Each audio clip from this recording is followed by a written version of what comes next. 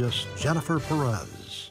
Welcome back on this Friday morning. It is going to be a nice stretch of weather. Here's a look at that 7-day forecast. Now, the one thing that we're noticing that's going to be a little bit different is the fact that we're going to have some breezy conditions. We have already some breezy conditions this morning, but also that's going to ramp up for tomorrow on Saturday as well. So that's the big little small change in the forecast.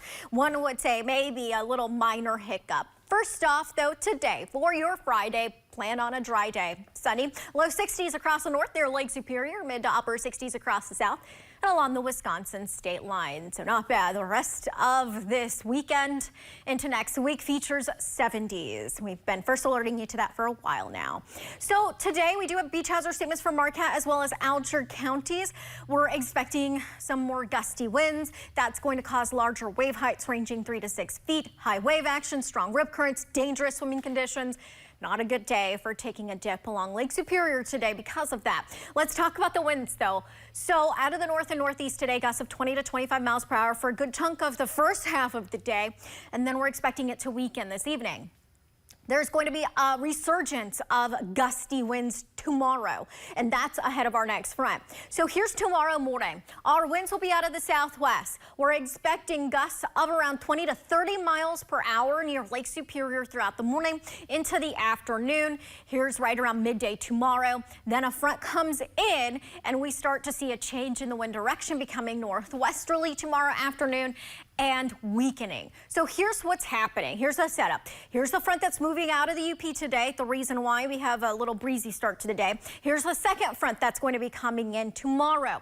So ahead of that, that's where we're going to see more of the gusty winds as well as behind that tomorrow.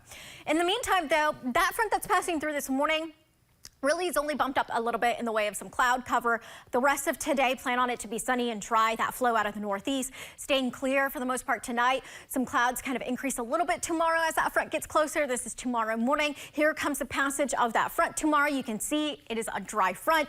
We are expecting a northwest flow behind this for tomorrow afternoon, and remaining dry with a lighter wind as we round out the weekend on Sunday. But this weekend, you'll notice things become a little bit warmer. We're back to 70s. And the long-term forecast going into October looks above normal as well.